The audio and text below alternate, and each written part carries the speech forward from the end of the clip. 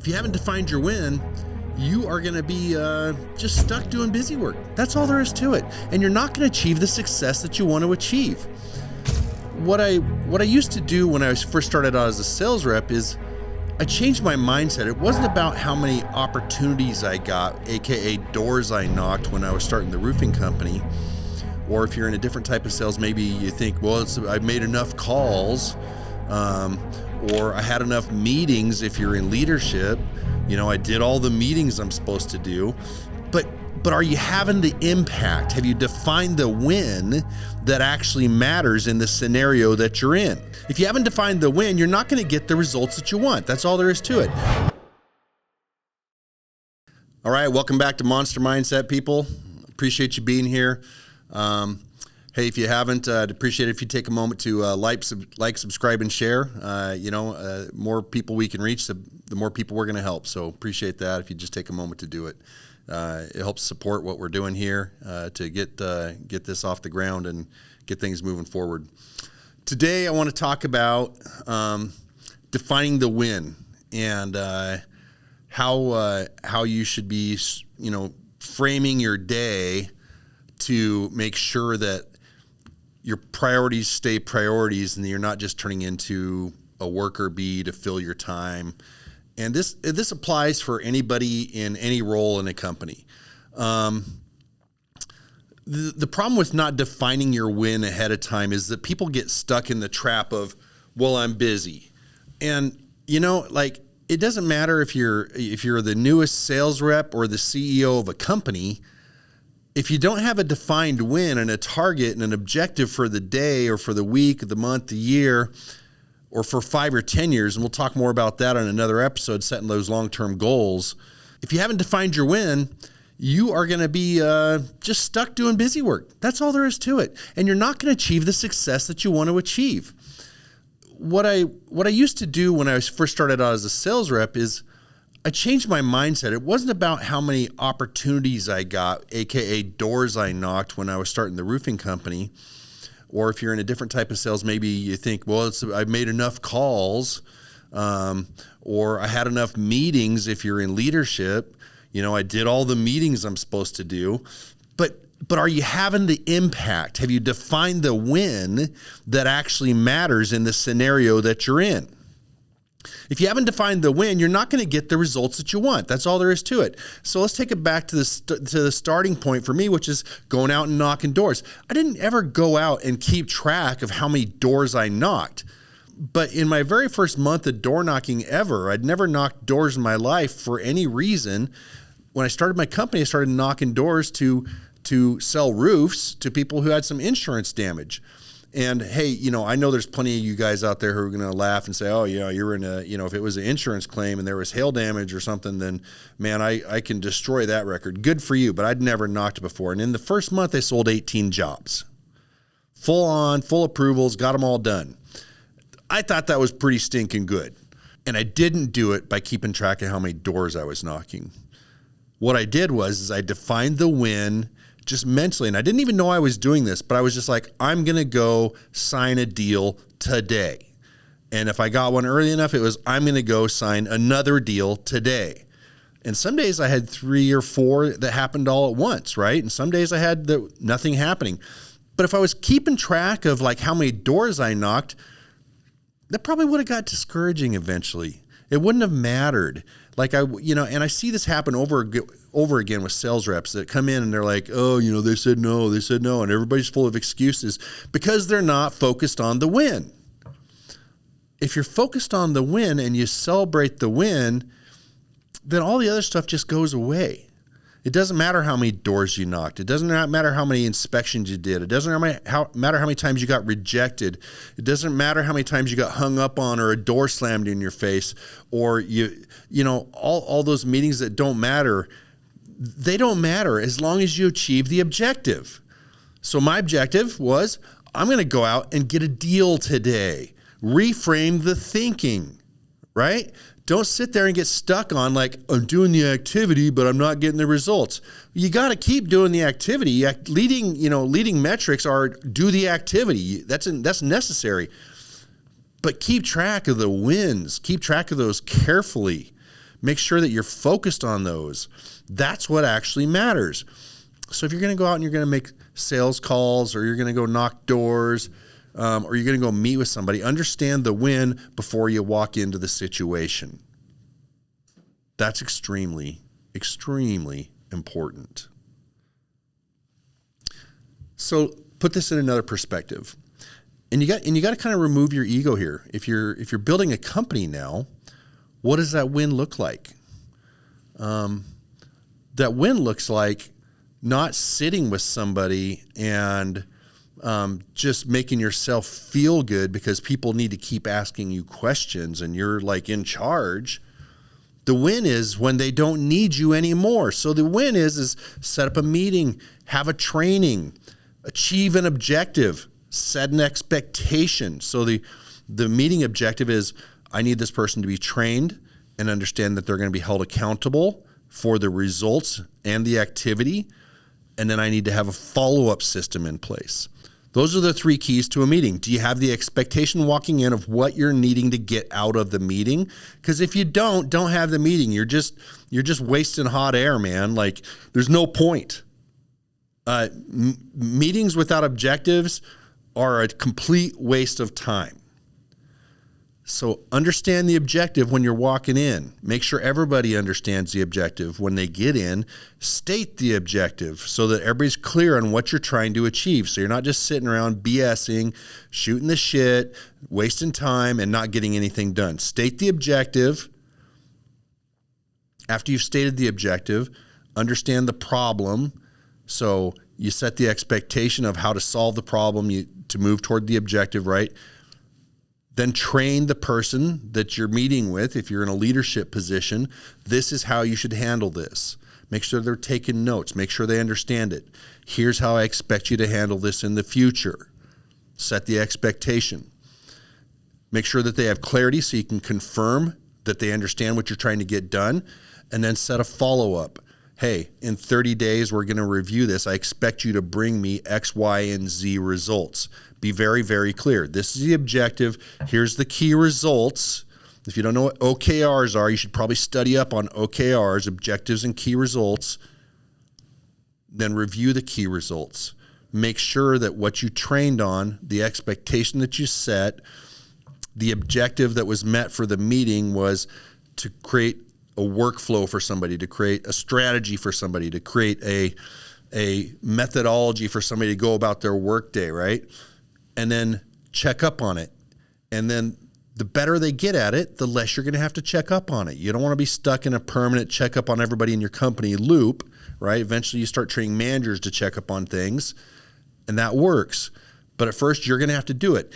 And you do it just by setting clear expectations for a meeting. Then you set, what's the win? It's defined as this person will be trained. This person will understand how to be held accountable, how to track their activity and their results, and how to report on them. And then we will agree on a time where we will review the activity and the results to ensure that everything stays on track. You define the win, you get things done, and then you move on. But here's the trap that people fall into. Well, I hired somebody, they did the thing, and now I don't feel needed. And so they walk around and they stay busy and they do busy work and they wait for people to walk into their office. And hey, listen, nobody's perfect. I do this sometimes myself. It's an easy trap to fall into, and it's kind of hard to get out of. You got to really be strict with your time, where you just allow people to take your time willy-nilly, right? You don't want that. So understand that if you do this right, you become less needed. And that should be the ultimate goal. Let me say that again. That should be the ultimate goal. You don't want to be needed. You want to define the win, train the team, inspect the results, and then take the win. And if the win wasn't clear enough, redefine the objective and redefine the key results and the accountability. And if that happens continually, redefine the role. Find somebody else who can fill the role better. Make sure it is a clear and achievable goal, and then make it happen. But don't walk through life building a business where you don't have clearly defined wins, or don't go through life as a salesperson where you don't have clearly defined wins. Because if you don't have a clearly defined win, then what are you celebrating? Did you win the day? Great. Celebrate that. Did you win the week? Maybe even though you had some days that you didn't feel like you won, but you had a clearly defined goal for the week and you won the week, you should celebrate that. That's what keeps you going. Did you define the month and what the win looks like for the month, even though maybe there was a week or two in there that you didn't like actually achieve the goal? You still have a reason to celebrate because you've defined the win ahead of time. And for me, defining the win means I'm looking at it 1, 2, 3, 5 years in advance. In my head, I even have 10-year goals set. So make sure you get like your head around that piece. Shift from the number of opportunities if you're in sales to the number of customers. If you're in leadership, shift from the number of meetings. Did you do the one-on-ones? Did you do the deep dive one-on-ones? Did you do the right sales meeting? To defining the win and then measuring the results. You'll do that, you'll make it a lot further than you will in any other way. To make it clear, your time does not equal your amount of impact. The time, in fact, actually can be the exact opposite of that. If you've defined the win, you've had the meeting, you've done the sales activity, you've achieved the result. Time in the field knocking doors doesn't mean you're going to be more impactful if your head's not in the right space or if you don't have the clear objective. The time in meetings doesn't equal impact. Clarity of the wins, clarity of the goals, clarity of the objectives is what defines your wins. Your presence doesn't necessarily equal a good connection with your team. It's right in line with time and impact. And the amount or volume of effort also doesn't necessarily equate to value that you're being able to provide. Understand that focused effort can get you someplace 10 times faster than a lot of effort, right? I'm trying to help you redefine how you think about stuff. This is, you see people that train on like blocking out your day, understanding, time blocking and high value, right? Simon Sinek, the 4-hour work week. That's kind of what that principle is all about, is making sure you understand the objective, create the systems, and then go and achieve the goal and achieve it in as short a time as possible. Because what we do in life in general is we fill our time with wasteful things that aren't actually providing value. And I hope if you're listening, you're looking at ways to provide value to your life and everyone around you. And back to the original point, defining the win is what's going to actually help you move the needle to provide the value that you want to provide. So, let's look at this just from a broader perspective. If you're a salesperson, hey, what's a win for 30 days? So defining the win is going to help you, but how do we get you there? All right, so let's say you want to make $100,000 a year, and every deal pays $1,000 just for round numbers. That means you're going to have to get 100 wins in the year. You're going to have to actually make 100 deals that actually go through and get paid for in the entire year. So break that down. If you break that down by 12 months, you got about 81 or 8.1 per month. Is that right? 80, 96. Yeah, about 8.1, 8.2. Closed jobs that you have to have that month, closed deals that you have to have that month. Well, what's that equal out to? 52 weeks? Well, actually, that's just 2 a week, right? Easy goals. So if you have a clearly defined win for the week, and then you say, hey, my clearly defined win for the day is I got to get a deal today. And if you're aggressive and you're after it, you could probably double or triple the goal that you set, because you're working 5-6 days a week. You're going to have some days where you get lucky, you get good at your job, you can get one every day. Suddenly you're making $200,000 or $250,000. It's a big difference. But at least celebrate the win for the week. And you've started with a big goal. You've worked your way backward to the month. You've worked your way backward to the week. You work your way backward to the day. Now you have a clearly defined win for the day that, if persistently approached, you're going to beat the whole freaking goal for the year. That's the goal. Define the win the day, win the week, win the month, win the year. Take that approach, nothing's going to be able to stop you. So how does that apply if you're building a business? If you're building a business, you need to look at it and say, hey, what systems exist? What accountability structure exists? And what needs to exist? So if you're going to define the win for the year, by 1 year from now, I need to have systems in place to better measure and report on our sales activities. And then I need to have a better system in place to do fulfillment and report on how our fulfillment is doing. And I need to have systems in place for customer care and reviews and reputation management. I need to have systems in place for advertising and reaching out to customers, whether it's on the phone, in the doors, email, social media, whatever methodology you use. You need to define it and say, I need to have a system in place. And then you need to back that down. Okay. And 1 year from now, I need all these things in place. What can I achieve each month that will move the needle forward? And is it going to take a full month of intense effort in order to achieve one of these? Then block out a month for that, so that the win at the end of that month is system 1 in place, operational, follow-up meetings set, training done, everything's set. Now I can move on to system 2. That's how you're going to build a business.